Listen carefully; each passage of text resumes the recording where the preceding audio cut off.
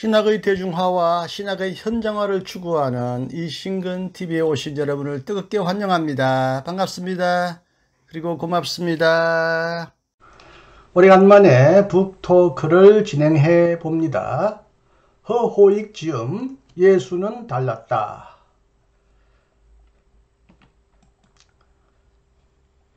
호익 박사의 이력을 소개합니다. 연세대학교 신학과, 연세대학교 연합신학대학원, 연세대학교 대학원 신학박사, 장로회 신학대학교 신학대학원 MDB, 한국기독교학회 총무, 한국조지신학회 회장, 대전신학대학교 교수 퇴임, 평화통일연대 실행위원.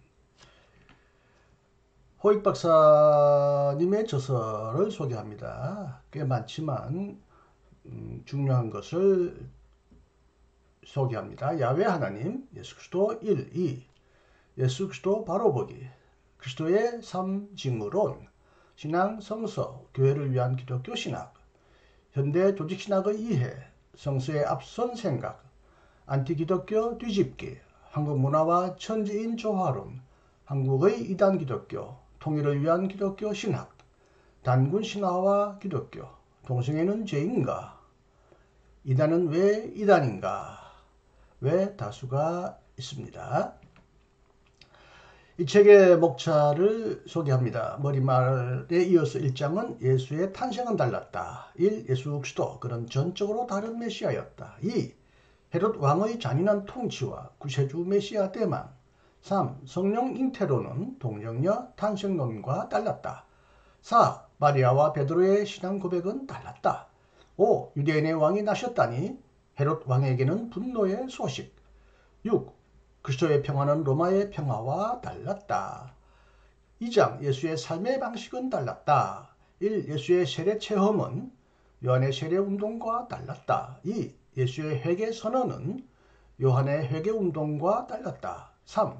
세 가지 시험과 두 종류의 다른 종교. 4. 예수의 12 제자 공동체는 랍비의 제자들과 달랐다. 5. 예수의 질고 치유는 현대의 질병 치료와 달랐다.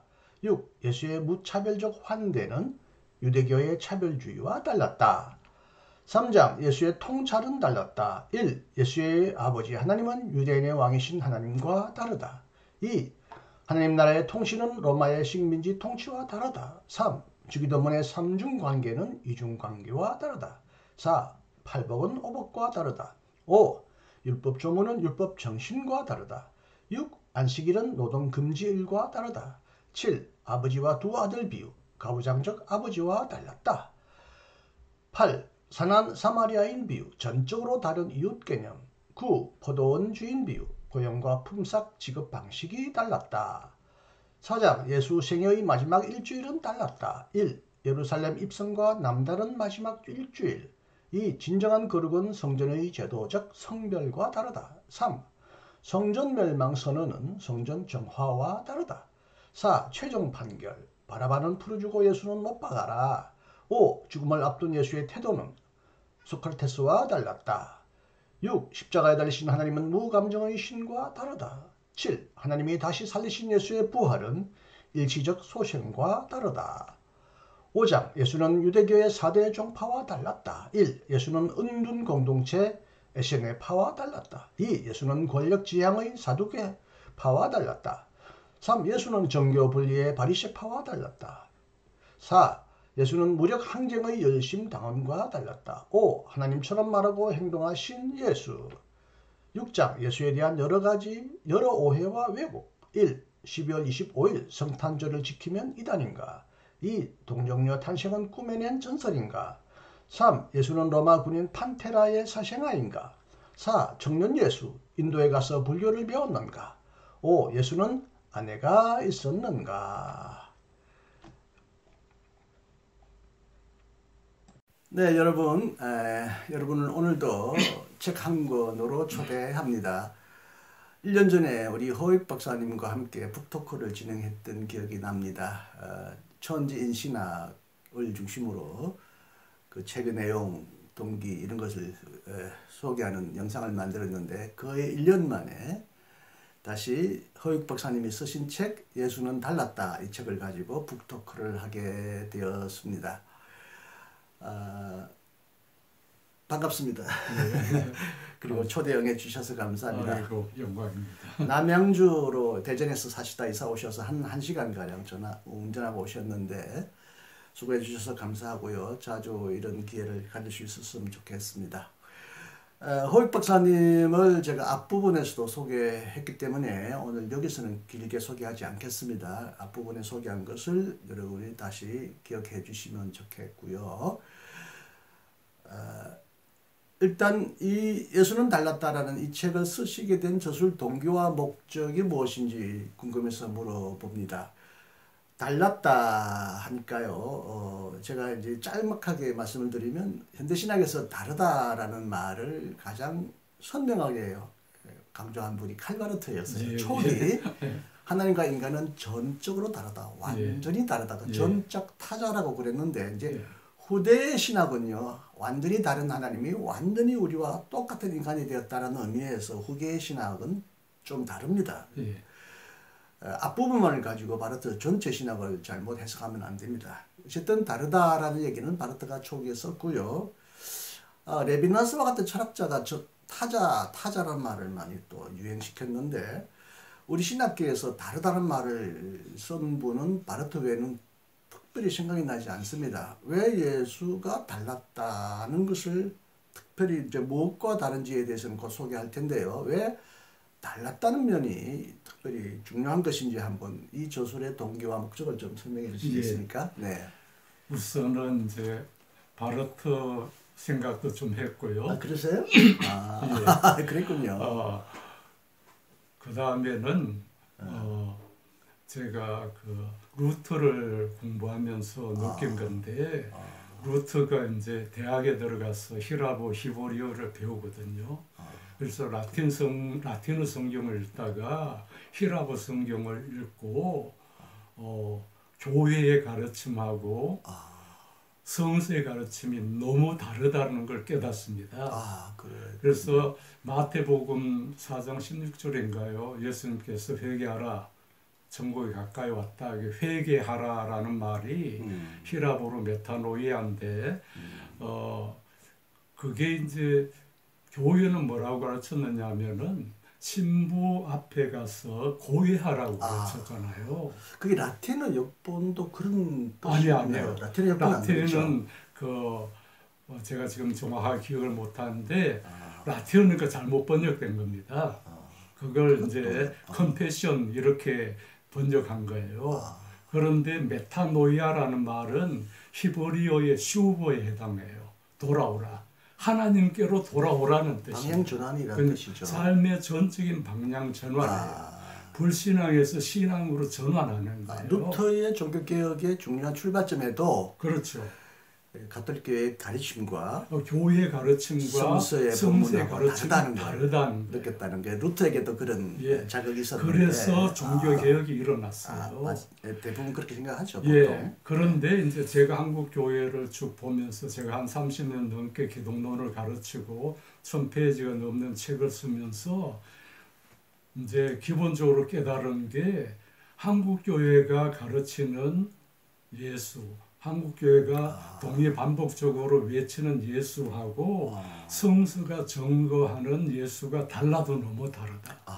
그래서 초점이 있군요. 거기에 초점이 있습니다. 그래서 내가 수업 시간 학생들한테 이런 주류교회나 뭐 이런 목사님들 설교를 들어보면은 그들이 믿는 예수하고 내가 믿는 예수, 내가 성서에서 발견한 예수하고 달라도 너무 다른 것 같다 하는 얘기를 종종 했습니다.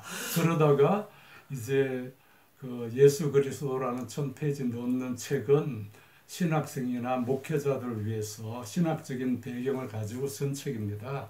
그런데 이게 좀 신학생들도 쉽지 않다고 그래요. 그래서 제가 이걸 평신도들이 좀 쉽게 접근할 수 있도록 그 책을 사실 요약한 거는 마찬가지입니다. 그렇습니까? 요약본과 차이가 안 납니까? 허 박사님이 이제 이 책 갈피에 이제 책을 꽤 많이 쓰셨어요. 20권 가량 쓰셨는데 크게 보니까 호흡 교수의 한국 문화와 한국 신학 시리즈라 그래서 한국 문화, 뭐 천지인 신학, 한국인의 신관 이단, 또 뭐 이자의 귀철라프, 길선주, 당근신학 이렇게 한국 문화와 관련된 책을 쓰셨고 또 하나는 이제 성서적 조직신학, 조직신학인데 성서적이라는 말을 붙였어요. 성서적인 조직신학. 조직신학이 이제 철학에 의존하거나 어떤 자기의 관념이나 자기의 어떤 이념에 편향된 조직신학도 있을 수 있는데 이제 성서에 충실하겠다는 뜻이기도 하겠죠. 예. 그래서 그 시리즈가 꽤 많습니다. 야훼 하나님으로부터 예수 그리스도는 2권, 2권 쓰셨어요. 제가 가지고 있는데 소개는 못하고 있는데 꽤 두꺼운 책 2권 썼고요. 드디어 이제 성령론도 쓰실 생각이라고 합니다. 성서적 성령론과 삼일체론 근간 이게 몇 년 동안 나올는지는 모르겠는데 그 외에도 이제 여러 책을 쓰셨는데 제일 눈에 띄는 게 예수 그리스도입니다. 방금 말한 예수 그리스도 1, 2, 예수 그리스도 바로 보기. 예수 그리스도 그리스도의 삼직무론. 그건 박사학위 논문이죠. 삼중직무론이라는 박사학위 논문을 기초로 쓰신. 그다음에 이제 예수는 달랐다. 그래서 예수에 대한 책이 제일 많은 것은 역시 기독교의 중심은 예수님이다라고 해서 그런 건지 기독론이 제일 많네요. 그래서 제가 방금 들어오기 전에 한국신학계 기독론 책이 흔치 않다. 성서신학자가 사복음을 연구하는 과정에서 예수를 가르치는데 안병무의 갈릴레아의 예수 외에는 제가 생각하는 성서신학자의 그리스도론이 생각이 나지 않아요. 혹시 생각나는 분이 있어요? 없죠? 어쨌든 조직신학자는 신학 전반 분야를 다루니까 그리스도론을 쓰게 되는데 저도 은퇴 후에 힘겹게 그나마 겨우 예수의 정체와 의미라는 책을 쓰고 지금 유튜브에 조금씩 소개합니다만은 옛날 이제 저희의 서성벌인 박봉랑 이종성 박사님은 이제 대개 가운데 중간중간에 조금씩 썼습니다만은 단행본으로 쓴 분이 많지는 않아요. 제가 이 책을 쓸 때 조순이라는 한신대 출신인 분이 프랑크푸르트에서 공부해서 그리스도론이라는 책을 잘 써서 제가 도움받았고요. 이제 우리 아래 한두 살 아래 중에 윤철호, 김동근 이런 분이 꽤 두껍게 그리스도론을 드디어 쓰기 시작했고 우리 세대에서는요 그리스도론을 쓰신 분이 없어요. 그만큼 그리스도론 쓰기가 벅찹니다. 워낙 방대하고 또 성서적인 근거를 추구해야 되기 때문에 저도 매우 힘들게 썼는데 허 박사님은 신학대학 대전 신학대학이라고 그러죠? 네. 교재로 쓰시기 위하여도 쓰셨지만 예수 그리스도를 어느 누구보다도 제일 많이 쓰신 분이에요. 뭐 특별한 이유는 있나요? 뭐 우리가 예수를 그리스도라고 믿잖아요. 네. 그러니까 저는 늘 이제 중요한 걸 정확하게 알아야 된다. 그렇게 생각했어요. 그래서 이제 박사학위 논문도 제가 장로교니까 그렇죠. 장로 신학자 중에 제일 중요한 사람은 칼빈이잖아요. 네. 칼빈에 관해서 제일 중요한 사상이 뭘까? 새롭고 중요한 거. 제가 찾기로는 뭐 예정론이라든가 흔히 예정론으로 많이 알려졌죠. 얘기하고 뭐 그런 건 뭐 사실은 교회론이나 이런 걸 어거스틴이 다 얘기한 거거든요. 그래서 삼직무론이라고 저는 봤어요. 그 칼빈이 삼직무론을 주장한 다음에 캐톨릭도 받아들이고 감리교도 받아들이고 성공회도 받아들이고. 죄송합니다만 그 전에는 삼중직무론을 얘기하는 사람이 없었나요?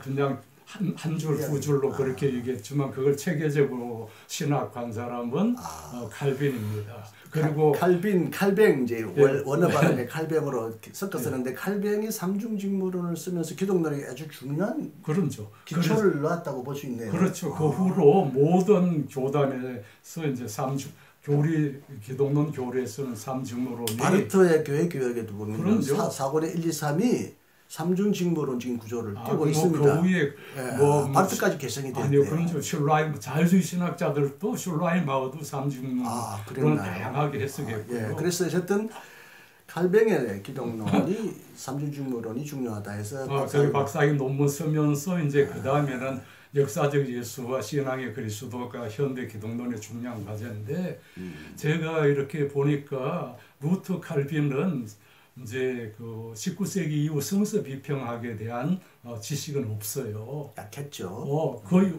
성서로 돌아가자고 했지만은 이제 성서 비평학적인 지식이 없고 교리적으로 뭐 예를 들면은 성육신론이라든가 부활이라든가 뭐 십자가, 속죄론 이렇게 다뤘거든요. 네. 그래서 저는 이제 그 사실은 루트 칼빈 같은 사람들은 뭐 바빌론 신화나 이집트 신화도 몰랐어요. 그러니까 구약 성서를 현대 신학자들의 어떤 성서 지식에 근거해서 설명할 수가 없었죠. 네. 기본적인 한계라고 봅니다. 그렇죠, 그렇죠. 전통적인 조직 신학의 기본적인 한계라고 보는 거예요. 그러니까 예를 들면 칼바르트만 해도 뭐 바벨론 신화하고 창세기를 이렇게 관계시켜서 실론적으로 설명할 수 있는 그런 그 입장까지 나가지 않았거든요. 그래서 저는 이제 현대 성서신학자, 신약학자들, 구약학자들이 연구한 걸 최대한 제가 섭렵을 하고, 그 참 벅찬 주제인데요. 예, 그렇게 하고, 네. 그 다음에 이제 또 전통적인 조직신학자들의 주장들을 예. 최대한 제가 이해하고, 성서신학적인 기초에서 새롭게 이제 조직신학을 전가하자 이런 생각을 가졌고요. 거기에 이제 아이디어를 준 사람이 몰트만이죠. 몰트만이 희망의 신학 보면은 그 구약 성서학자들이 그 구약 성서의 희망의 종말론을 발견했단 말이에요. 그걸 가지고 종말론 쪽으로 발전시켰거든요. 네. 그래서 그런 관점에서 이제 제가 연대에서 공부했기 때문에 구약이나 신약학을 종합시험 석사 박사과정에 계속 공부를 했어요. 그래서 어느 정도 기초가 있었기 때문에 그런 작업이 가능했고요. 그래서 이제 전통적인 기독론의 주제 이것도 현대 이제 성서신학자들이 역사 비평학적으로 연구한 그 바탕 위에 부활도 성육신도 동정의 탄생도 그 다음에 뭐 십자가의 죽음도 예수의 재판도 뭐 그런 식으로 이제 새롭게 전개한 거죠. 네, 어쨌든 그 예수 그리스도 1, 2권 두권 책 안에 쓰신 책의 주요 내용을 여기서 이제 좀 쉽게 풀이했다. 나는 전혀 새로운 책인 줄로만 알았는데 이제 그 내용과 거의 일맥상통하면서 특별히 이제 이 책은 제목이 달랐답니다. 예수 그리스도 하면 뭐 예수 그리스도에 관하여 쓰셨나 보다 할 텐데 달랐다라는 책 제목 자체가 사람에게 관심을 끌긴 끕니다. 달랐다니 뭐가 달랐다는 거야? 왜 달랐다는 거야? 그런데 이제 주안점은 이제 곧 소개하겠습니다. 목차를 보면 아시겠지만 다양한 관점에서 다른 점을 소개하시는데 오늘날 한국 교회가 특히 강조하는 가르치는 예수님과 성서의 예수님이 다르다는 것을 좀 강조하고 싶었다라고 정리해도 되겠죠. 예. 일단 그러면 목차부터 봅시다. 목차 보면 예수의 탄생이 달랐다고 되어 있습니다. 탄생이 이제 그 당시 메시아 기대나 헤로드 왕과의 차이 등등 다양한 차이가 있다는데 오늘 여기는 다 소개하지는 못하겠고요. 책을 보시되 제가 앞부분에 이제 이미 소개하고 있는 그 내용에서 한번 읽어보시도록 하신다는 뜻에서 빨리 넘기겠습니다. 예수의 삶의 방식도 달랐다라는 걸 얘기하십니다. 세례 요한 운동과도 다르고 다른 시험과 다른 두 종류의 다른 종교하고도 비교했네요. 여기 두 종류가 어떤 종교죠? 그거는 나는 다른 종교와 비교한다는 생각을 못했는데요. 그것은 이제 세 가지 시험에 대한 도스토옙스키의 대신문관에 나오는 얘기가 있어요. 예. 그게 이제 중세캐톨릭 교회 때 예수님이 재림했을 때 대신문관이 예수를 불러서 이제 그 세 가지 시험에서 예수가 제시한 것을 비판하는 내용이잖아요. 유명한. 그러니까 이제 로마 캐톨릭 교회는 뭐라고 얘기하냐면은 우리는 빵을 주는 종교다. 그런데 당신은 빵을 거부하고 자유를 선택하게 했다.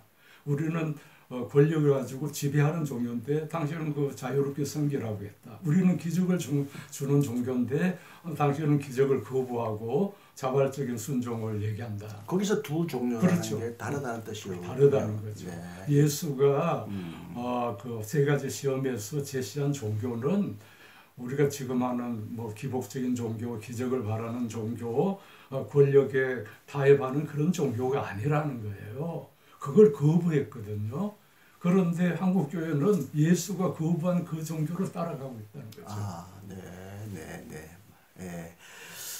그렇군요. 네, 그 다음에 뭐 예수 공동체와 랍비 제자들이 다르다. 예수의 질고, 여기 질고는 질병을 의미하긴 하나요? 현대 질병 치료와 다르다. 질고라고 표현한 것은 예, 그 질고하고 질병은 달라요. 다르게 보는 거죠. 다르고, 왜냐하면은 그 당시에 예수님의 사역 중에 이제 굉장히 중요한 게 병자 치유예요. 네. 그러니까 뭐 4대 성인 중에 그 누구도 예수처럼 병자를 치유했다는 얘기가 없어요. 아, 예. 예? 그런데 예수는 성경에 보면 29번 제 기억에는 그 병자 치유한 기록이 나와 있어요. 그 왜 병자를 치유했느냐? 뭐 불투만 같은 사람은 자기가 신적인 메시아라는 걸 증거하기 위해서 그거는 다 잘못된 해석이고요. 그 당시에 병자들이 가장 고통을 당했어요. 사중적인 고통입니다. 병만 강조한 게 아니라 고가 그렇죠. 고통의 고죠. 그렇죠. 질병보다 또 뭐라 그러나 차원이 넓고 넓은 거죠. 더 깊은, 더 큰 고난의 어떤 그러니까 이게 질고라고 질병하고 질고하고 뭐 다릅니다. 그리고 질병은 영어로 디지저라고 그러고 질고는 페인, 고통이에요. 아, 고통. 네. 그래서 사중적인 고통인데 첫째는 육체적인 고통이에요. 그러니까 예수님 시대 때 팔 부러지면은 뼈가 툭 튀어나왔어요. 그럼 이런 대로 살다가 죽어야 돼요. 진통제도 없어요. 약도 없어요. 그 다음에 두 번째는 이 병이 나으리는 희망이 없어요. 절망이에요. 아프면 고통도 하다가 죽어야 되는 거예요. 그리고 세 번째 중요한 건 나을 희망도 없고 병들면 가족들에게 짐이 돼요. 그럼 가족이 버리거나 버림받는다. 아니면 자기가 가출해요. 그래서 행여병자가 그 당시에 그렇게 많은 거예요. 그래서 아픈데 나을 희망도 없고 치료도 못 받고 가족으로부터 버림받았는데 죄인 취급받아요. 사회적으로 차별받고. 그렇죠. 성전에도 못 들어가요. 네. 보다 질병보다 더 넓은 의미에서 고통 이런 사중적인 고통을 받는 거예요. 네, 단순히 병 그 자체만을 고치는 것과는 다르다. 그렇죠. 예. 그럼 예수님은 이 사중적인 고통을 치유해 주는 거예요. 예. 그다음에 이제 사실은 여기 좀 오늘날 현대에서 논쟁될 수 있는 중요한 주제이긴 한데요. 다음에 한번 더 시간을 가져서 예수의 무차별적 환대와 유대교의 차별주의가 달랐다. 그것도 많은 측면에서 우리가 그동안 들어온 것 중에 또 하나이고요. 율법주의와 거룩한 이데올로기, 여기는 자비와 사랑 이런 게 있는데 오늘날에 이제 허 박사님은 이제 동성애 관련 책을 쓰셔서 많이 이제 공격도 받고 또 우리의 인식을 바뀌게 해주는 데도 도움을 주셨는데 동성애를 찬성하느냐 반대하느냐 가운데 이제 환대, 차별 이런 얘기가 나오는데 오늘 여기는 이제 더 이상 하지는 않겠습니다. 그 다음에 예수의 통찰이 달랐다고 그래서 예수님의 생각이죠. 아버지 하나님에 대한 이미지, 하나님의 나라 통치, 주기도문, 팔복오복 등등 안식일과 노동금지일 차이, 아버지와 아들의 탕자의 비유, 가부장적인 아버지와 하나님 아버지가 다르다, 선한 사마리아인의 비유에서 이웃개념이 다르다 등등 포도원 비유했는데 요거는 여러분 다 생략하고요.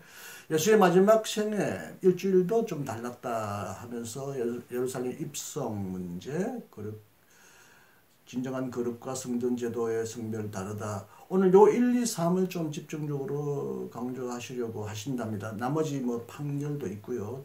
돌아가신 하나님 무감정한 신과의 다름. 이제 5장은 이제 다른 유대 정파, 에스네파, 사두개파, 바리새파 열심히 나온과 다르다는 얘기를 하셨는데 오늘 시간상 이 모든 걸 다 여러분에게 소개할 수 없으니까 오늘 허 박사님은 특히 1, 2, 3을 2, 3, 4. 1, 3, 4인가요? 네. 진정한 거룩은 성전의 제도적 성별과 다르다. 성전 멸망 선언은 성전 정화와 다르다. 최종 판결 바라바는 풀어주고 예수는 못 박아라. 요 예수님의 마지막 심판받기 전에 돌아가시기 직전에 있었던 사건과 관련되어서 성전 정화, 성전 멸망의 예언, 판결 요거에 대해서 오늘 또 허 박사님이 좀 중점적으로 하실 말씀이 있으시다고 합니다. 한번 들어보겠습니다.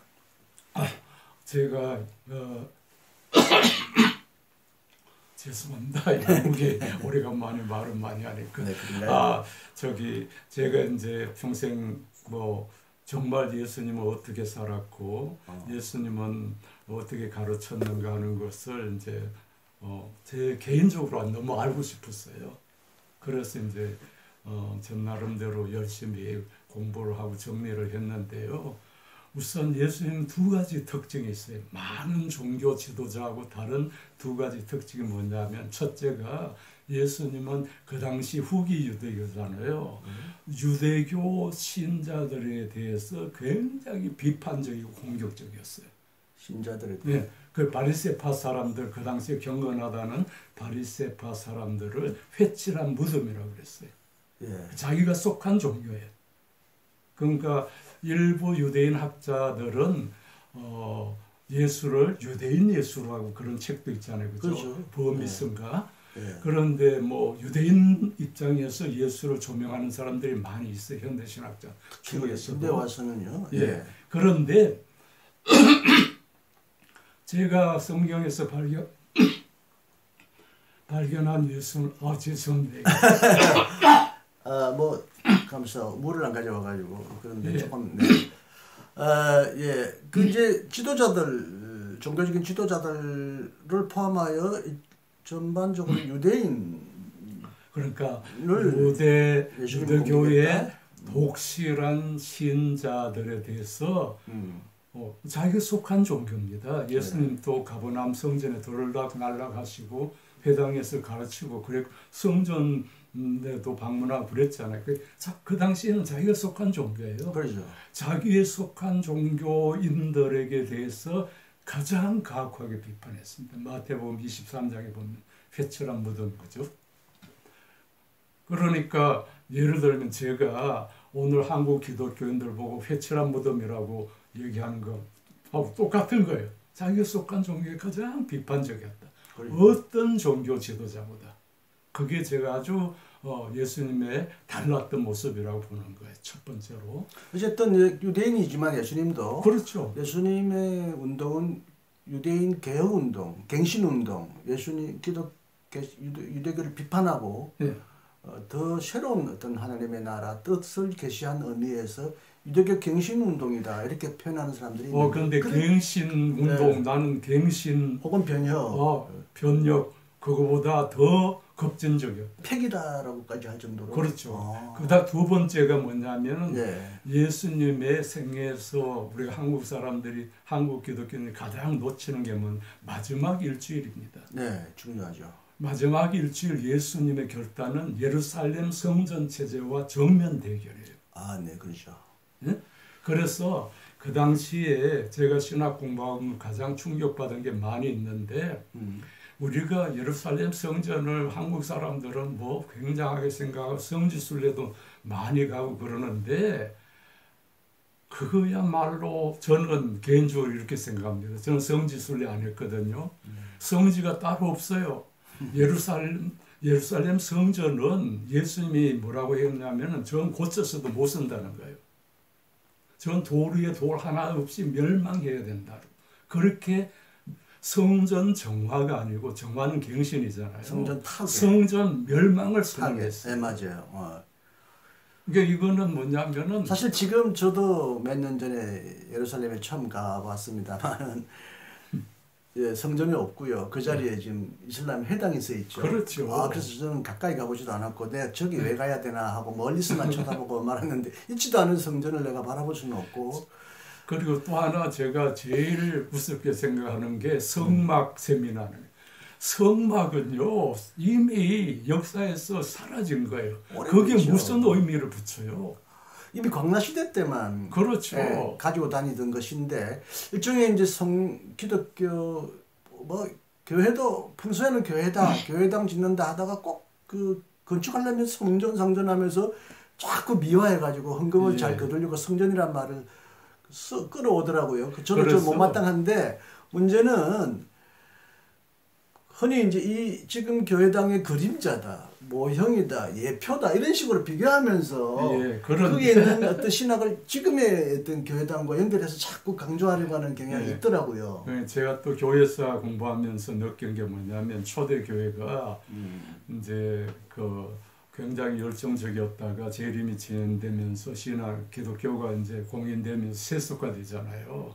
그러니까 신앙의 어떤 원형, 순수성 그걸 찾으려고 하니까 예수님이 살고 거닐던 그곳에 가면은 신앙의 순수성을 회복할 수 있겠다. 그래서 이제 경건한 신앙인들이 순례를 많이 했죠. 했죠, 그죠? 네. 그러다가 이게 성지 순례할 것이 아니라 그 탈환하자 그래가지고 십자군 전쟁을 일으켰는데 실제로는 거기 가서 순수한 신앙을 찾은 게 아니라 파괴하고 전쟁 약탈을 일삼았잖아요. 네.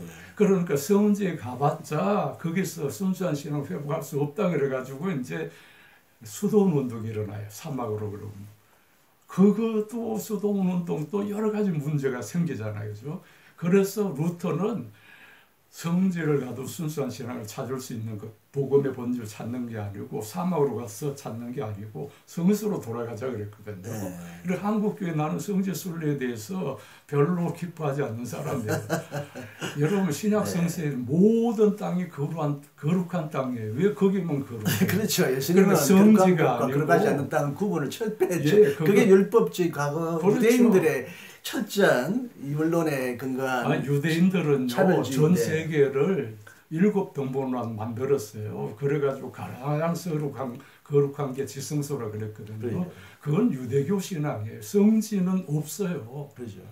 기독교 유적지예요. 예.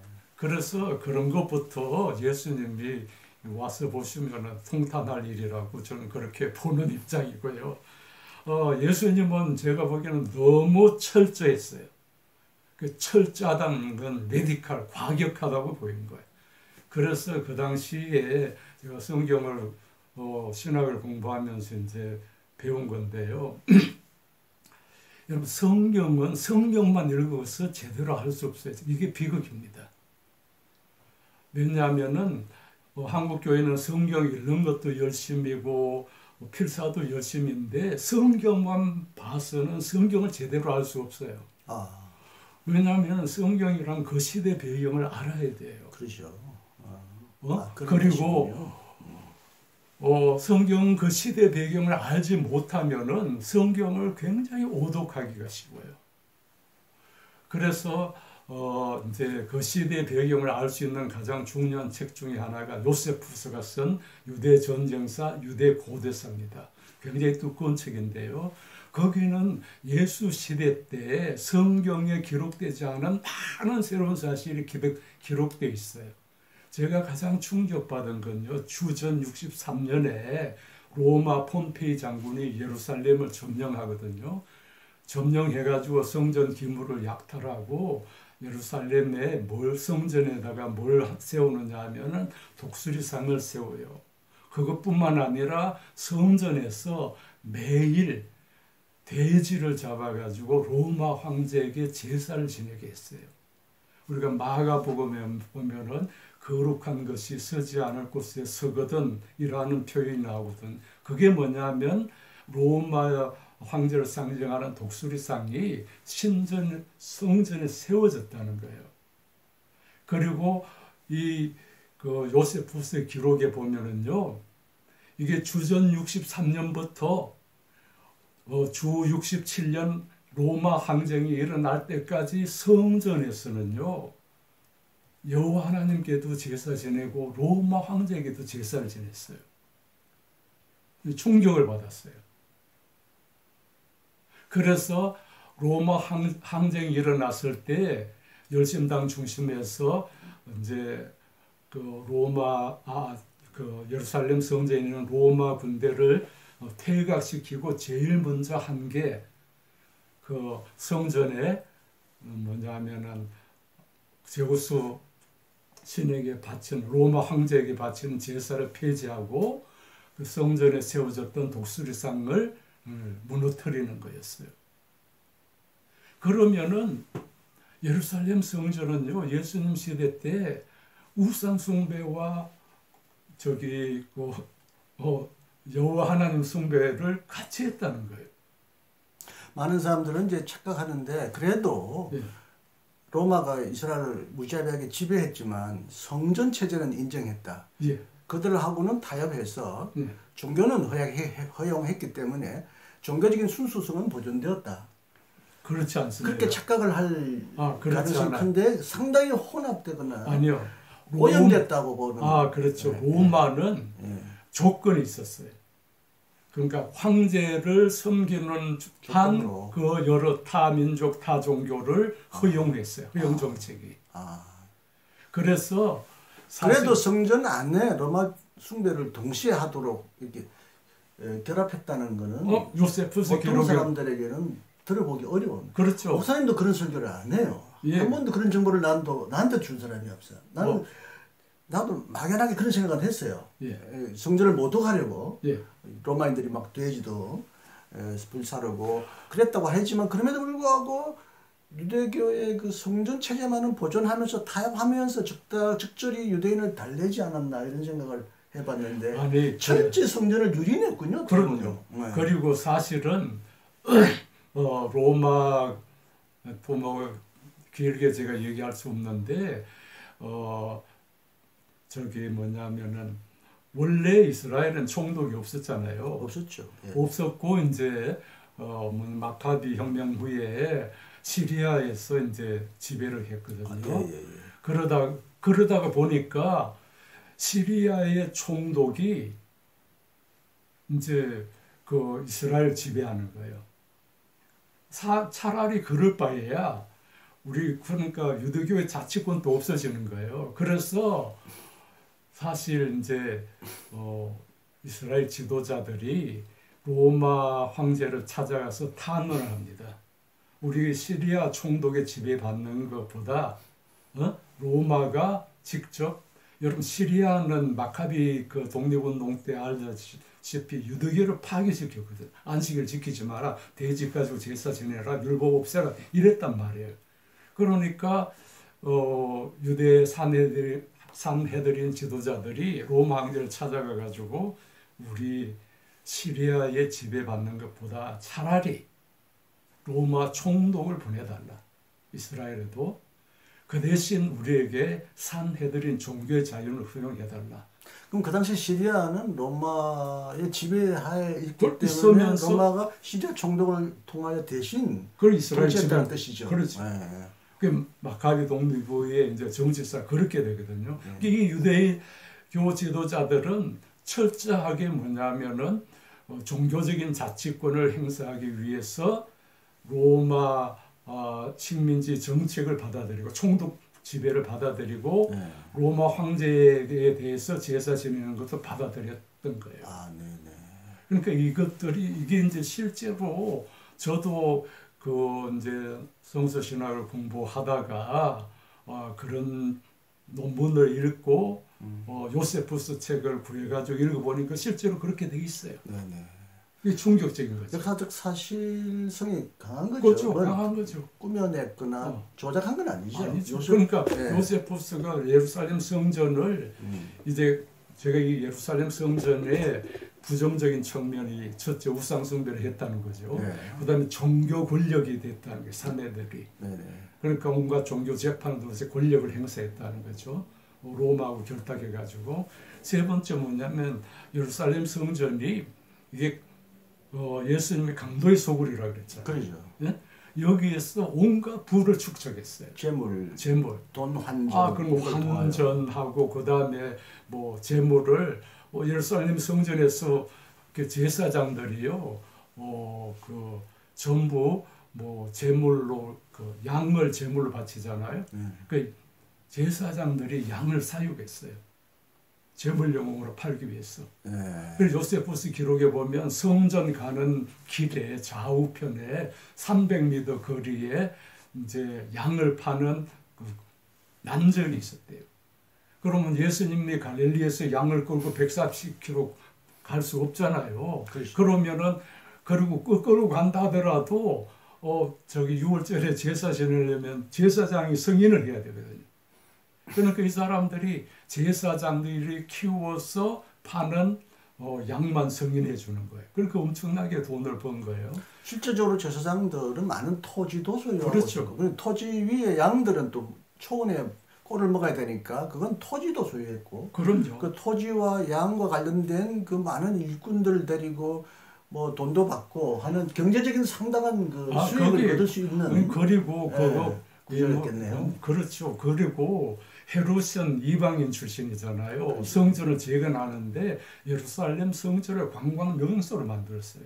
그 순례 이스라엘 사람들이 이제 6월절 6월절 한 번이라도 순례해야 된다니까 이거 이제 황금으로 삐까번쩍하게 하면은 관광객들로부터 수입이 많을 거다 해가지고 성전을 뭐 오랫동안 재건했잖아요.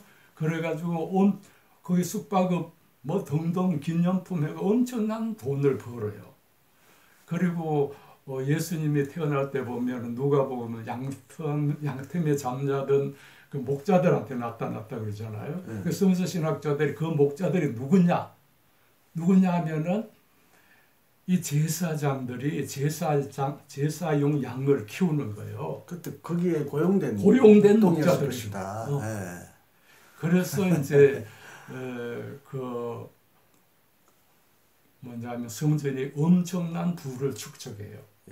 그러니까 옛날에 성전이 다 부를 축적하면은 뭐냐면은 고리대금 은행을 해요. 돈을 빌려줘요.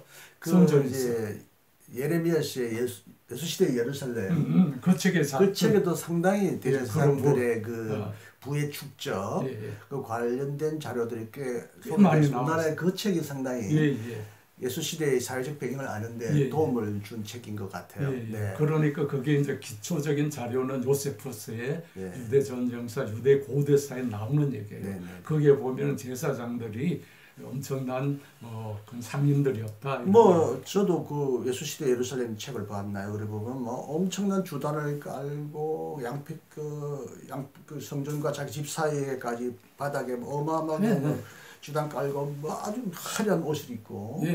그 제사장 에봇이 소 100마리인가 그랬기 때문에 한 10억 정도 들어서 에봇을 만들어 입고 온갖 폼을 다 한 거. 예수님 눈에는 진짜 강도 정도가 아니라 이거 진짜 망할 놈. 그렇죠. 우상 숭배에다가 강도짓 하잖아요. 그 모든 그것들을 결국 민중을 착취하고 민중을 짜내는 재산이었잖아요. 그 땅도 소유했고 양도 소유하고 돈을 환전할 때도 뭐 그 돈의 차익도 또 챙긴다면서요. 재물 팔면서 또 재물 파는 사람에게 또 뭐 돈을 받아서 이제 고용했을 거 아니에요. 고용하거나 뭐 세금을 받아가지고. 세금 받은 거예요. 그래서 이제 보면은 옛날에는 성전이 또 언능 역할을 했어요. 지금처럼 언능이 없으니까 성전에 돈이 많으니까 환전이 아니라 고리대금을 하는 거예요. 돈을 빌려주고. 그래서 돈이 많은 곳이었으니까 제사장들이. 제사장들이 이제 사적으로나 공적으로 돈을 빌려주고 그래요. 그래서 요세푸스의 책을 보면은요, 67년에 로마 항쟁이 일어나잖아요.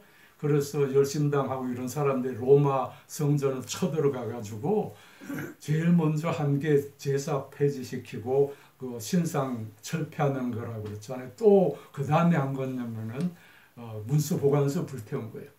그게 뭐냐면은 토지 문서나 뭐 계약 문서겠죠. 거기 이제 채무 정보, 채무 관리. 그러니까 돈 빌려주고 뭐 점수 받은 거 이거 불태운 거예요.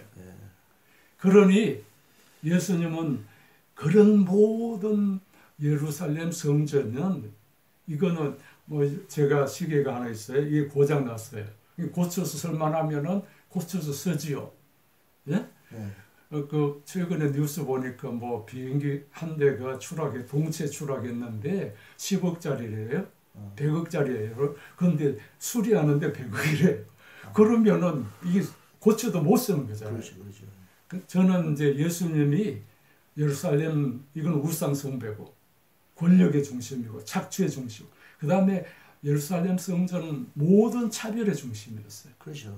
그건 나중에 또 더 자세하게 뭐 우리가 얘기할 수 있는데 사실 뭐냐면은 뭐 여자도 못 들어오고 이방인도 못 들어오고 병자들도 못 들어갔잖아요. 그 장소마다 다 구분했죠. 구분하고 시간도 구분하고 장소도 구분하고 뭐 수많은 구분을 해가지고 작은 사회를 만들었죠. 부정하고 불결한 사람들은 못 가.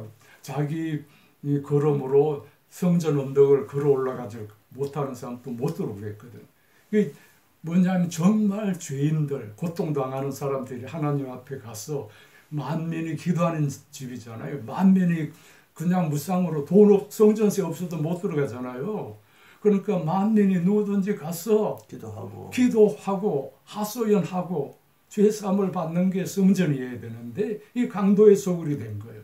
성전세가 없는 사람도 못 들어가잖아요. 아픈 사람도 못 들어가. 그래서 제가 학생들한테 목욕통 앞에 이렇게 적어 놓은 거예요.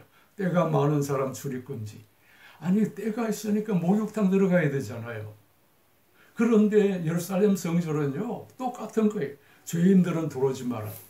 죄 많은 사람일수록 더 못 들어가는. 그렇죠. 예, 오히려 부자들이 죄가 많은 사람들이 오히려 들어가서 적절히 그 양심의 가책을 드러내고 또 나쁜 짓 하고 또 양심의 가책을 또 드러내고 또 나쁜 짓 하고 완전히 죄 의식을 세탁하는 부자들의 그러니까 그래서 예수님이 이걸 개혁하자. 바꾸자가 아니라 허물라라는 그 자체가 허물해야 된다, 허물려야 된다라는 것이고. 그래서 이제 성전 예전에 성전 신학자들이 성전 정화, 채찍을 휘두르고 뭐 그렇잖아요. 그런 말 많이 썼어요. 성전 정화라 그러는데 그 말만 써가지고. 최근의 신학자는 예수님이 이건 예루살렘 성전을 고쳐도 못 쓴다. 돌 위에 돌 하나가 남지 않겠다. 멸망할 거다 그런 거예요. 실제적으로 나중에 멸망한 것을 예언하신 것처럼 완전히 파괴되어 버리잖아요. 어쨌든 로마 항쟁의 결과로. 근데 예수님 어쨌든 전쟁에 의하여 언젠가는 이 예루살렘이 무너질 것이라는 것 못지않게 이 성은 무너져야 한다. 그렇죠. 더 이상 존재할 가치가 없다. 고쳐서도 못 쓴다. 구원의 저도 그렇게 특히 제사제도와 관련되어서 예수님은 자꾸 제사제도를 인정한 적이 없는데 하여튼 그런 것과 관련돼서도 나는 예루살렘의 성전 체제는 완전히 파괴되었고 완전히 새로운 그런데 이제 하나님의 나라 그런데 이제 개신교가 캐톨릭 때부터 다시 성전 종교, 제사 종교로 가잖아요. 네. 그러니까 예수님의 뭐냐면은 마지막 투쟁, 마지막 결단이 완전히 지금 와서는 뒤집어진 거죠.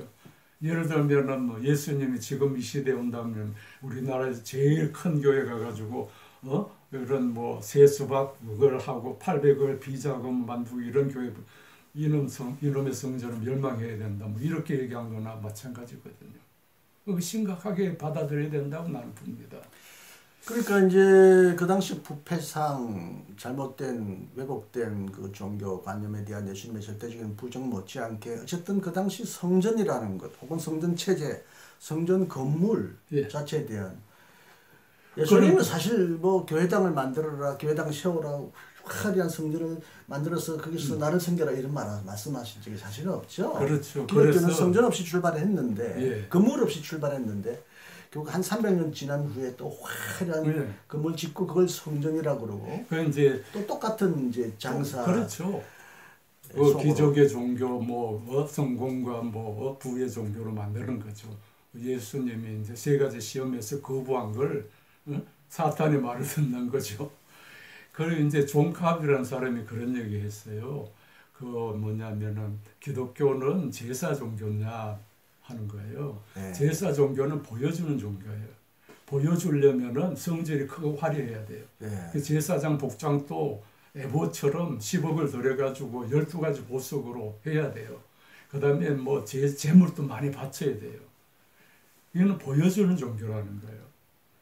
그런데 구약시대 때부터 초기 유대교는 보여주는 종교가 아니고 말씀 들려주는 종교라는 거예요. 그걸 하나님 보면 죽어요. 그렇기 때문에 성막의 지성소에 신상이 없어요.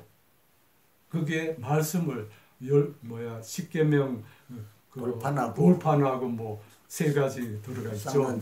그것도 제가 지난번에 한번 얘기한 적이 있는데 어쨌든 예루살렘 성전이 이제 이거는 고쳐서도 못 쓴다. 그래서 뭐냐면 예수님이 십자가에 달려 돌아가시게 된 결정적인 원인입니다. 그래서 거기에 보면은 이제 예루살렘 성전에서 뭐 저기 좌상을 뒤엎고 뭐 이렇게 할 때부터 이제 예루살렘에서 대제사장 이런 사람들 예수를 죽일 음모를 꾸미거든요. 네, 그렇죠. 근데 이제 여기서부터는 제가 몰트만의 십자가에 달린 하나님 그거 보고 많은 걸 배웠는데 예수님이 왜 십자가에 달려 돌아가셨느냐 하는 거예요. 뭐 우리는 보통 우리 인류의 죄를 사하기 위해서 그렇게 얘기하는데 네. 그거는 보면은 뭐냐면 우리 신학적인 내적인 이유 중에 하나예요. 그러나 실제로 역사적인 외적인 이유가 뭐냐 하는 거예요. 예수님의 죽음은 자연사도 아니고 사고사도 아니고 자살도 아니고 뭐 이거는 처형된 거잖아요. 그렇죠. 네. 십자가에서 처형된 사형당한 거죠. 네. 그 처형이라는 거는 뭐냐면 재판을 거쳐 적결 재판이라도 재판을 거쳐서 재판이라는 거는 그가 평소 한 행동이 죄에 해당하거든요. 그래서 예수님이 2번 재판 받잖아요. 첫 번째 이제 빌라도의 재판을 받아요. 빌라도의 재판에서는 네가 하나님의 아들이냐 이렇게 물어요. 아 죄송합니다. 빌라도가 아니고 산헤드린 재판에 가야바의 재판에 가야바의 재판에서 너가 하나님의 아들이냐 그렇게 이제 예수가 침묵을 하죠. 그러니까 참남하도다 이런 얘기를 너가 성전을 모독했느냐 헐라 그랬냐. 그 성전 모독 하나님 모독이에요. 그렇죠. 예? 그러니까 이거는 이제 신성 모독 참남하도다. 이 참남하도다가 지금 번역인 신성 모독이거든요.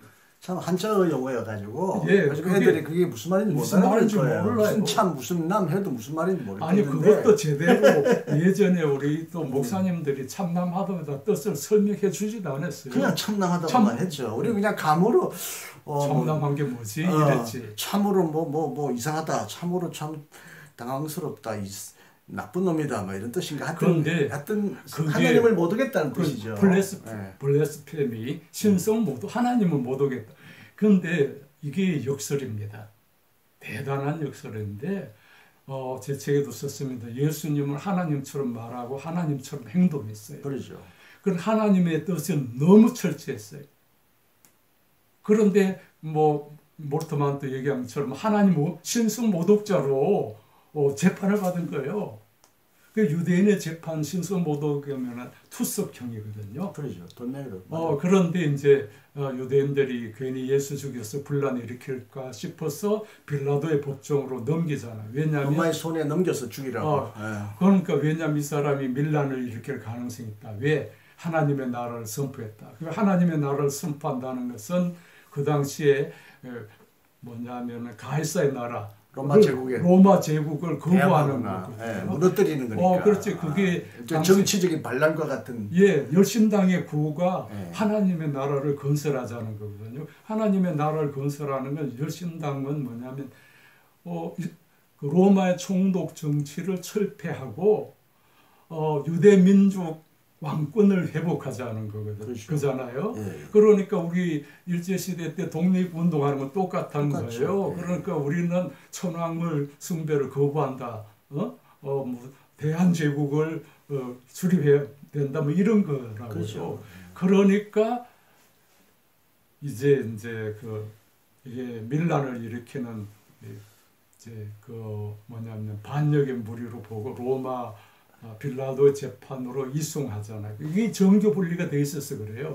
그 당시에 종교사법원 산헤드린에서 재판하고 그거는 투석형이에요. 최고형이. 그 정치법원 이제 빌라도가 재판하는데 그 최고형은 십자가형이죠. 그래서 빌라도의 재판을 받는데 그 제목이 뭐예요? 빌라도는 너가 유대인의 왕이냐? 그럼 물론 내 나라는 뭐 세상으로 오지 않는다 뭐 요한복음 그렇게 돼 있지만은 어쨌든 유대인의 왕이라는 제목으로 죽잖아요. 예, 예수님의 명패에는 분명히 유대인의 왕. 정치범으로 죽었다는 정치범으로 죽었다는 거는 분명하거든요. 적시한 거죠. 그런데 이 몰트만도 이걸 이제 두 가지 재판을 잘 분석해도 저도 더 자세하게 재판사에 관한 연구들을 가지고 이제 재판 절차가 어떻게 됐는지 분석을 했고요. 중요한 건 예수님이 우리가 어렸을 때는 예수는 왜 죽었냐? 가룟 유다 배반 때문에 죽었다. 그 다음에는 사도신경에 뭐라고 되어 있죠? 빌라도 때문에 죽었다 되어 있잖아. 빌라도의 고난을 받았어. 그래 빌라도에게 고난 받았어라고 번역이 잘못되어가지고 빌라도 치하에서 빌라도가 통치할 때 이렇게 이제 어쨌든 원래는 그런데 어쨌든 빌라도에게 책임 다 뒤집어 세운 거죠. 그런데 제가 이 책에서 아주 새롭게 분석한 겁니다. 이게 몰트만 또 그걸 지적하지 못했더라고요. 뭐냐면은 빌라도 최종 심판은 빌라도가 아니에요. 거기에 보면은 마지막 때 이제 유월절을 두고 특례 사면이 있었잖아요. 그렇죠. 그래서 바라바하고 누구죠? 예수님 중에 누굴 풀어줄까 하고 물었어요. 물었더니 바라바는 살려주고 예수는 죽여라. 그 유대인들이 그렇게 외쳤다는 거예요. 그렇죠. 그래서 많은 이제 설교가들이 이렇게 얘기합니다. 5일 전에 예루살렘 입성할 때 그렇게 환영하던 유대인들이 획 돌아서가 예수 죽여라 그랬다는 거예요. 그런데 이것도 이제 신약 성서를 역사 비평적으로 연구하는 사람들에 의하면은 그 당시 정황에 보면 예루살렘 입성할 때 환영했던 사람은 뭐냐면 순례객들이라는 거예요. 민중들. 그 예루살렘 주민들이 요아킴 예레미야서에 하면 한 5만 5천 명으로 추정하고 6월절 때 한 10만 명이 그 6월절 방문한다는 통상. 그러면 예루살렘 성전 6월절 때는 한 15만 명들이 15만 명 정도가 이제 성전에 하여튼 10만 명이 성전을 들락날락 하는 거죠. 그죠? 그런데 빌라도의 재판에 방청했던 사람 누굴까 하는 거예요. 아마 그 바리새인들, 유대인들 지도자들에게 사주를 받거나 선동을 받거나 매수되어서 거기 가서 돈 주고 이제 집회 요즘 돈 주고 많이 가서 하잖아요. 분명히 어떤 계획된 민중이고 작전을 짠 사람들이 아니었을까 생각합니다. 정확한데 민중은 아니에요. 민중은 아니고 빌라도의 그 궁전에서 재판을 했거든요. 그럼 거기까지 들어갈 수 있는 사람은 아주 엄선된 사람들이에요. 거기까지 생각하셨네. 궁전 안에까지 들어가면 일반 민중들은 접근은 불가능하죠. 그러니까 철저히. 그러면 그 사람들은 누구냐? 작전 세력이다. 작전 세력이 누구냐?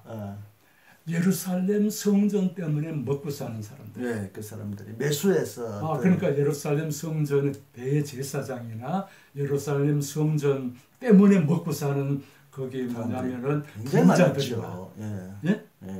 그런 사람들 눈에는 뭐냐면 예수가 예루살렘 성전 이거는 돌 위에 돌 하나 없이 멸망할 거라고 선언했거든요. 그래서 그 몇몇 신학자들이 뭐라고 얘기하느냐 하면은 이스라엘 역사에서 많은 구약의 예언자들이 성전을 비판했어요. 이사야, 예레미야 할 거 없이. 그런데 그 어떤 유대인들도 예루살렘 성전은 하나님의 집이잖아요. 이게 돌 위에 돌 하나 없이 멸망할 거라고 선언한 최초의 유대인이라고. 그럼 이거는 누구도 건드릴 수 없는 거예요. 그런데 예수님은 그걸 건드리는 거예요. 그렇죠. 하나님의 집이 멸망할 거 이게 말이 돼요? 그러니까 그거는 뭐냐면 바리새파 사람도 이해가 안 되지만 제일 중요한 건 뭐예요? 예루살렘은 엄청난 강도의 시장이에요. 거기서 먹고 사는 사람들이 적어도 그 이스라엘 주민 5만 명이 돼요. 그러니까 이제 종교 지도자들, 유대인들 지도자들이 경제적인 어마어마한 이권도 희미하지만 그 성전과 관련돼서 먹고 살 만한 수많은 사람들 생존권도 받다. 저도 이 책에서 그 부분을 썼습니다. 민족신학이 민족을 자꾸 이상화만 하는데 꼭 뭐 민족은 아니더라도 여기에 동원되거나 예. 매수된 소수의 사람들이 자기들의 경제권을 위협하니까 성전을 무너지면 그것 때문에 먹고 사는 수많은 사람들이 아니, 생존권이 박탈되잖아요. 그러니까 어쨌든 이런 사람들도 이용했다는 거죠. 이 사람들은 예. 이제 잠정적으로 예수가 협조했다. 성전이 멸망할 거라 해서 불안했겠지. 예. 예? 뭐 성전 멸망하면은 내 어떻게 생계는 먹고 살아. 어떻게? 왜냐하면 성전에는요, 그게 성전 기물을 공급하는 사람들도 엄청나게 많고 관련된 사업으로 먹고 사는 사람들이 거의 예루살렘 주민이라고 봐야 돼요. 그러죠. 그 숙박업을 하거나 뭐 그 음식 예를 들면 순례국도 음식 다 제공해야 되잖아요. 어쨌든 그래서 사실은 빌라도의 세 번째 재판이에요. 그 특별 사면이거든요. 이거는 몰트만 안 다뤘더라고요. 이 특별 사면에서 예수를 죽이라고 한 사람들이 결국은 뭐냐면은 예수를 십자가에 달려 죽게 만든 장본인들이라는 거예요. 어쨌든 성경에는 뭐 이제 로마 지배하에 성경이 쓰여졌기 때문에 상당히 정치색을 완화했다라는 해석은 있지만 자보다 빌라도는 안 죽이고 싶고 나는 죄가 없다 하고 손을 씻고 예수에게 죽을 죄를 못 찾았다고 하면서 빌라도를 좀 면책시켜 주잖아요. 그러니까 빌라도에 대한 책임이 성서에도 별로 없는 걸로 그렇죠. 돼 있죠. 예, 근데 어쨌든 죽어라 하는 수많은 사람들이 막 일어나니까 이거 안 죽이면 이거 반란 나겠다 해서 빌라도가 이제 겁이 나거나 치안을 위하여 어쩔 수 없이 그 사람들의 요구를 수용했다는 식으로 해석은 되는데 어쨌든 빌라도는 거기에서 상당히 책임이 면해져 있는 거 돼 있어요. 단 이제 사도신경에서 그렇게 번역이 되면서 빌라도가 죽였던 것처럼 사도신경은 이제 초대교회 기독교가 국민되기 전에 형성됐기 때문에 역사자들이 사도신경에 왜 빌라도가 들어갔냐. 그다음에 로마의 박해를 받은 시대이기 때문에 로마는 빌라도부터 기독교인들 예수를 박해했다는 항목에 들어갔다. 그렇게 해석하는 사람도 있더라고요. 어쨌든 이제 요약해서 얘기하면은 예수는 왜 죽었느냐? 자기들의 기득권과 자기들의 생계와 자기들의 권력을 유지하기 위해서 예수를 죽인 거예요. 위험하니까요. 예수님이 그걸 위협하니까. 정치적으로나 사회 현상 분석으로 보면 그렇죠. 예, 그렇죠. 그걸 나중에 후대에서는 그렇게 죽였던 어쨌든 죽었던 예수님은 우리 죄를 지기 위하여 죽었다라고 이제 그렇게 이제 그거는 뭐 신학적 후대의 그거는 신학적 외적인 그런 이유죠. 그럼 뭐 몰트만이 그 두 가지 역사적 외적 원인, 십자가의 원인이라고 그래요. 그거를 역사적 외적 원인을 이제 가야바의 재판과 산헤드린의 재판과 빌라도의 재판을 두 가지 들었는데 저는 결정적인 것은 특별 사면이다. 예수를 정말 죽게 만든 사람은 예루살렘 때문에 기득권과 생존권을 유지했던 사람들이 그 위협을 받으니까 예수를 죽이라고 했다. 그러니까 지금 또 역사를 통해서 예수를 지금 또 죽이는 사람들은 자기 기득권과 생존권을 유지하기 위해서 예수 팔아먹는 사람은 지금도 계속 도처에 있다는 거예요. 그러니까 그런 사람 때문에 예수는 죽었다 하는 걸 제가 아주 책에서 강조하려고 했던 거죠. 초대신학자이기 때문에 섣부르게 교리적 해석이나 전통적 해석에 쉽게 의존하게 되는데 박사님은 확실히 예수님을 연구해야 되니까 역사적 연구, 성서 신학자들이 해야 하거나 할 수밖에 없는 그런 역사 연구에 대한 관심을 많이 가지고 역사적 해석을 많이 시도했던 거는 사실에 가까운 너무 거의 이념이나 신학이 덧붙여가지고 왜곡되기보다도 실제적으로 예수님의 죽음이 어떻게 해서 초래되었고 그래서 그 죽음이 왜 죽어야 했고 그것이 실제적으로 우리에게 어떤 의미가 있느냐를 설명하려면 아무래도 역사적 접근을 해야 되는 것이 중요하죠. 그 다음에 이제 거기서 이제 그게 예수의 죽음 십자가의 원인이라고 그러거든요. 그게 이제 몰트만이 잘 정리한 거예요. 내적, 외적 역사적 원인은 이제 두 가지 재판 얘기인데 저는 마지막 사면이라고 제가 그래서 모토마는 이제 보면 이제 하나의 모독자, 네. 종교적으로 이제 정치적 지도자, 정치적 모반자, 또 하나는 이제 정치적인 반란자. 어떤 로마인들에게도 그런 여지를 우려가 있긴 있었을 것이고, 그런 핑계를 대고 뒤집어 씌웠거나 혹은 그런 우려를 자기들도 생각했기 때문에 그 죽이는데 가담했거나 그런데 이제 최종적으로 집행할 수도 있었지 않을까 하는 건데요. 그러니까 종교 율법적인 이유, 정치적인 이유보다 사람들에게 더 직접적인 것은 생존권과 기득권이라고 나는 보는 거예요. 그래서 그게 마지막에 이제 빌라도 최종적으로 근데 산집행의 권한은 로마에게 있기 때문에 그걸 허용하는 것은 자기들도 뭔가 이걸 통하여 예를 들면 예수를 안 죽이면 막 청중들, 민중들이나 종교주의자들이 저항하거나 폭동이 일어날 거나 그럼 다 빌라도 입장에서는 그러나 제일 중요한 거는 빌라도도 총독이기 때문에 로마 기득권층의 지지를 받아야 되는 게 제일 중요해요. 그렇죠. 그러니까 그 서로 윈윈한 거라고 보는 거예요. 예, 맞아요. 그러니까 그게 왜냐하면은 타협했잖아요. 유대교는 후기 유대교는 예수님 시대 때는 롬하고 타협을 했어요. 그렇죠. 그러니까 우상 숭배도 하면서 제사도 지냈죠. 그래서 이제 저는 그렇게 보는 입장이고 몰트만이 또 하나 뭐 얘기했냐면은 예수가 십자가에 달려 죽은 내적 신학적인 의미를 얘기했어요. 그거는 이제 하나님에게 버림받은 분이 하신 거예요. 그거 얘기죠. 왜 나를 버리시나이까라는 의미에서 하나님의 버림받음. 그게 이제 하나님은 계속 예수는 계속 그 얘기를 했다는 거죠. 왜 나를 버리느냐. 뭐 거기에 대한 제 나름대로 관점도 뭐 신학적 해석이 그게 들어가죠. 제가 몰트만이 좀 놓쳤다고 생각하는 관점이 또 있기는 있어요, 제 책에. 그건 이제 뭐 하여튼 그 정도로 하고 볼 수는 없는 거고. 하여튼 예수님의 죽음의 배후에는 단순히 뭐 비상적으로 우리 죄를 지기 위해서는 어차피 어린 양으로 죽어야만 했다. 뭐 원인이 어떻게 됐든 경과가 어떻게 됐든 죽었으니까 우리를 위해 죽었다라는 것보다는 그 죽음의 그 처절한 과정을 우리가 들여다봐야 예수님의 무엇에 저항했고 무엇 때문에 죽음을 자초했고 그러니까 그것이 오늘 우리에게 어떤 교훈을 주느냐를 알 수 있다는 그러니까 거죠. 이제 좀 더 설명하면은 우리는 우리의 원죄 때문에 예수님이 단 한 번 희생 제물로 히브리서 그렇게 해석했잖아요. 그래서 우리가 죄사함을 받는다. 뭐 그렇게 이제 후대 신학적으로 해석했는데 그 복음서를 통해서 보면은 그게 원죄가 아니고 원죄란 말이 성경에 성경에도 없는 거고 어스틴이 나중에 이제 그렇게 만들어낸 쓴 말이고 어쨌든 성서에서 우리의 죄라는 거는 로마 기득권층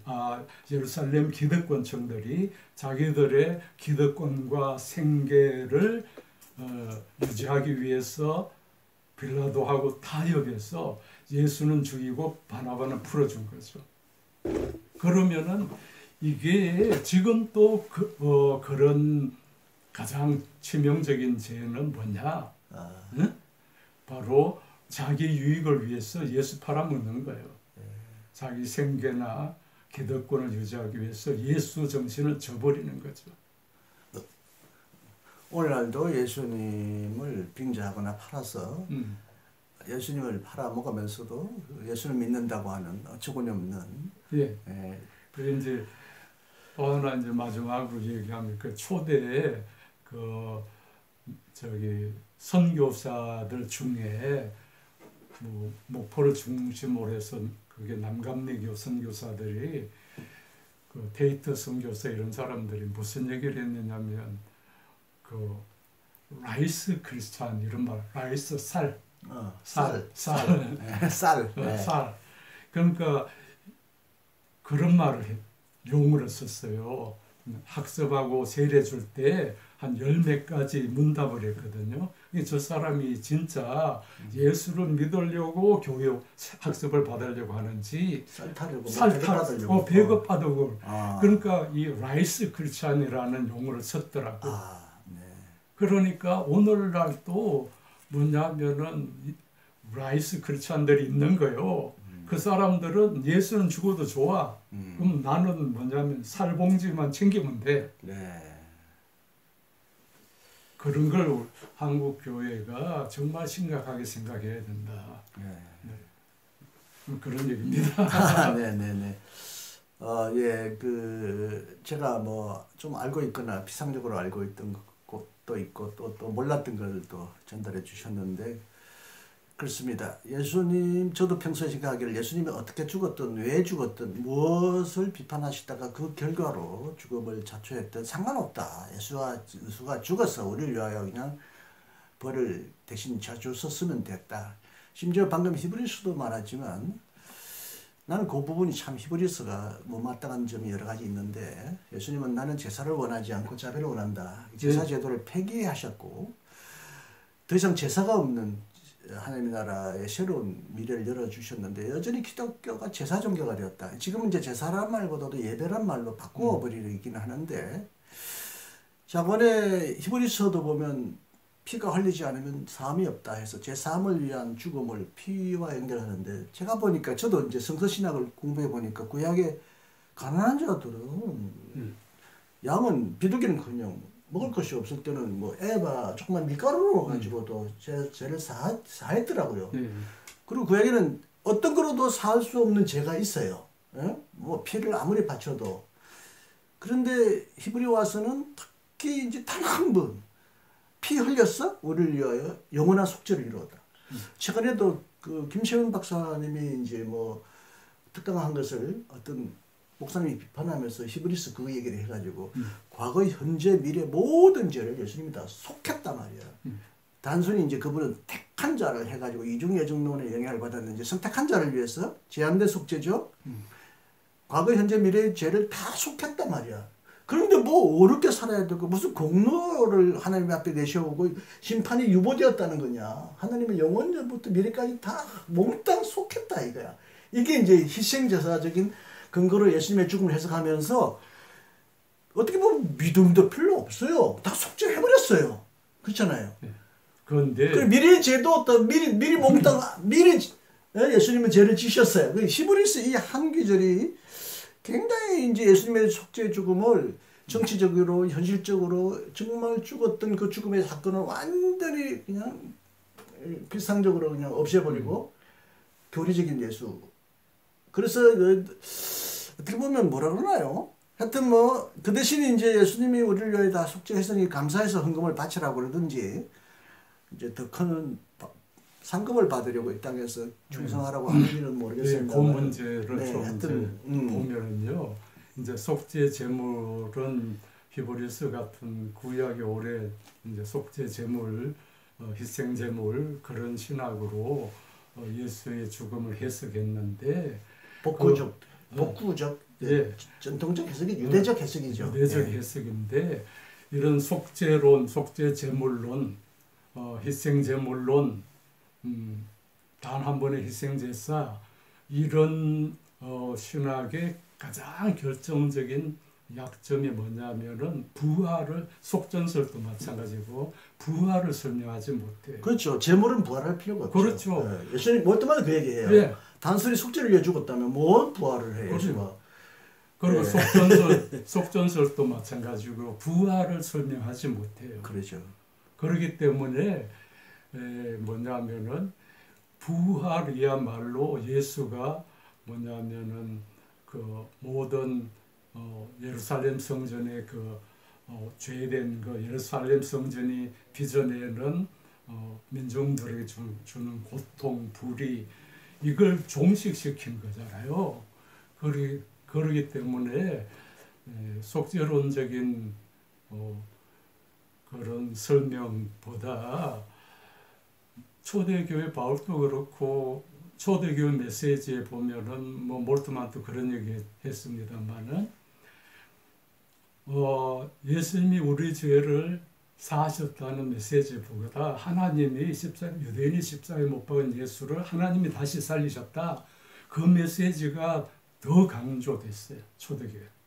그러니까 하나님이 살리셨다. 그리고 너희들이 죽인 예수를 그래, 유대인이 하나님이 옳다고 인정하시고 선언하시고 어렵게 인정하셨다. 주와 그리스도가 되었다. 예수가 옳았다. 그렇죠. 그에 대한 입증이거든요. 부활이. 부활이 거기. 그리고 두 번째 뭐냐면은 부활은 궁극적으로 새로움이잖아요. 그렇죠? 그래서 부활하신 예수를 믿으면은 새 사람이 된다는 거예요. 그러니까 속죄로는 뭐냐면은 죄 짓기 이전 상태로 돌아가는 거예요. 죄를 소멸해서 죄 없는 상태로 되돌아. 그러니까 이거는 뭐냐면 과거 회귀적인 구원관이에요. 그렇죠. 그러나 예수를 믿으면 새 사람이 된다는 건 미래지향적인 구원관이에요. 예수 믿어서 뭐가 새로워졌냐 이거예요. 그 예수님 뜻대로 사는 그런 삶이거든요. 그러니까 나는 제일 먼저 예수 믿고 진실해졌다. 난 예수 믿고 정말 거짓말 안 하려고 노력한다. 나는 예수 믿고 불의하게 뇌물 받지 않고 주지도 않는다. 제가 며칠 전에도 이게 방송을 보는데 어떤 이제 기독교 계열 방송에 유명한 사회자가 나와서 간증을 하는데 자기는 뭐 그 기독교 계열 방송에서 뭐냐면은 사회도 하고 오랫동안 교회도 다녔는데 자기가 갑자기 아파서 깨달아 보니까 자기가 온전한 그리스도인이 아니더라는 거예요. 왜냐하면은 담배를 못 끊었다는 거예요. 내가 그걸 듣고 화가 났어요. 담배를 안 피우면 온전한 그리스도인이냐고. 다른 모든 자기 아니면 거짓말 밤낮하고 뇌물하고 폭리 취하고 무슨 그거 뭐냐면은 투기하고 전세 사기하고 권력으로 행패하고 그래도 담배만 안 피우면 돼? 그죠. 제가 옛날에 술 담배만 안 피우면 그게 곧 그리스도인이다. 뭐 그것만 기독교인답게 만드는 것처럼 참 희한해요. 극단적으로 말하면 그건 가짜 뉴스예요. 그러죠. 그 또 하나 뭐냐면 내가 어떤 목사님 큰 교회 목사님이 설교하는데 뭐 어떤 분이 말이지 그 예수 믿고 담배 끊었다고 할렐루야. 뭐 큰 기업의 뭐 회장인가 그랬대요.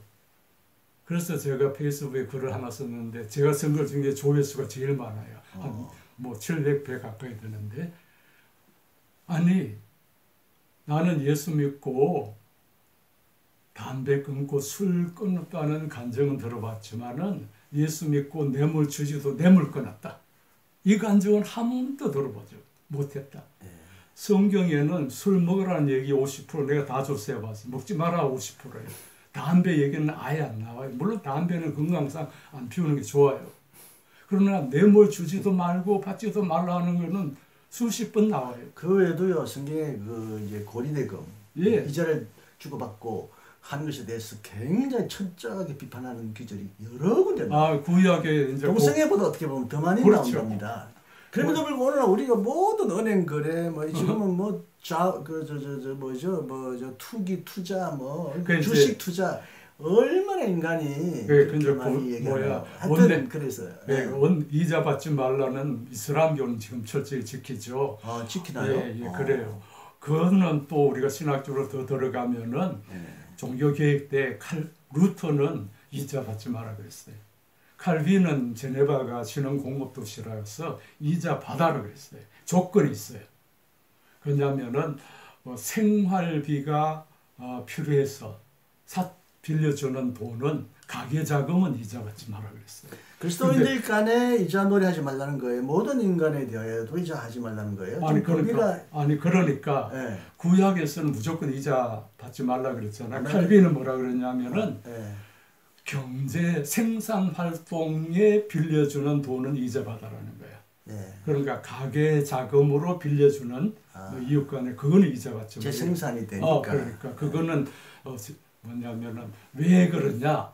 그 예수님이 달란트 비유해서 땅에 묻어들면 예수도 이자 인정했다는 거예요. 구약에는 이자 받지 말아 했지만은 돈의 재활용을 예수님 그럼 예수님 또 변리하는 자. 하여튼 그런 거는 또 다른 차원의 문제이기도 하고 오늘날 뭐 동성애 비난하는 사람도 그렇고 술 담배 뭐 비난하는 사람도 그 외 수많은 성경에서 하라 혹은 하지 말라라는 범죄 어마어마한 것을 태어나게 아무 가책 없이 행하면서 기독교인 돼서 오직 그런 거 하나 안 한 걸 가지고 자랑하는 게 얼마나 그래서 저는 뭐냐면 죄에 대해서 우리가 새롭게 생각해야 될.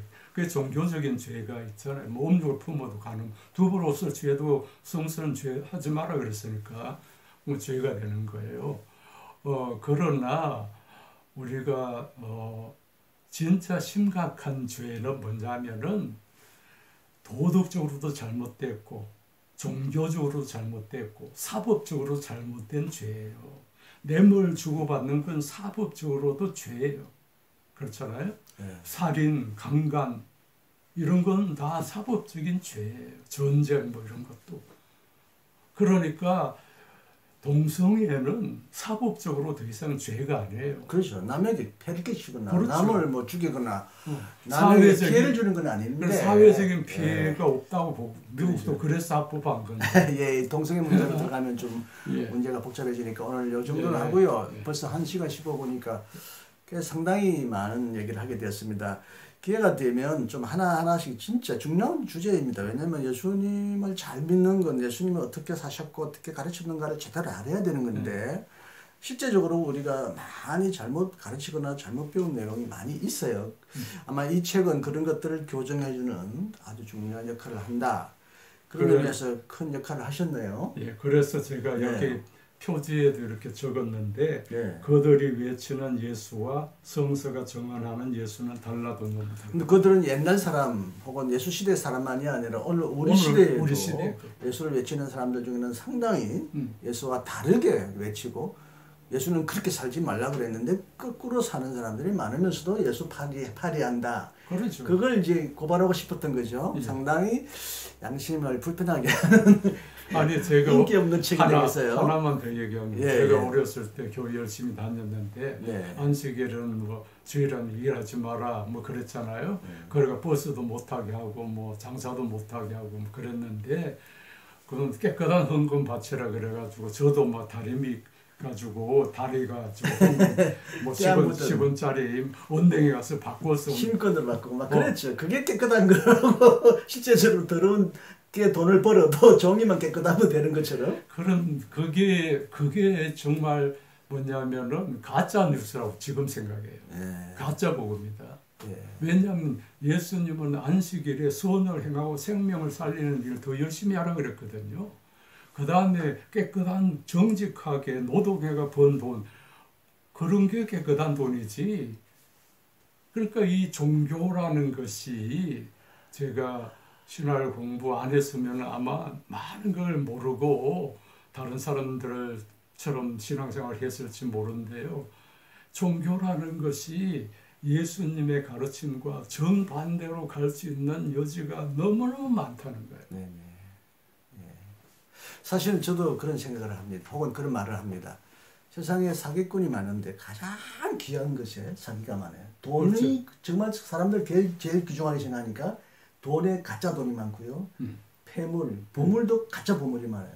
이 세상에 인간을 가장 고결하고 성결하고 아름답게 하고 또 인간을 완전히 구원한다고 하는 가장 귀한 종교 안에 가장 사기꾼이. 그래서 흔히 이제 이리에 가지고 털을 뒤집어 쓴 이리가 교회 많다 그러는데 실제적으로 우리가 제일 경계할 것은 우리 주인데 자꾸 남을 공격하면서 마치 그렇게 되면 우리는 거룩한 것처럼 우리 자신의 잘못을 덮어버리는 도구로 그러니까 이제 결론적으로 이제 정리하면은 예수님은 지금 얘기하신 것처럼 이리의 탈을 쓴 양, 그 다음에 뭐냐면은 회칠한 무덤.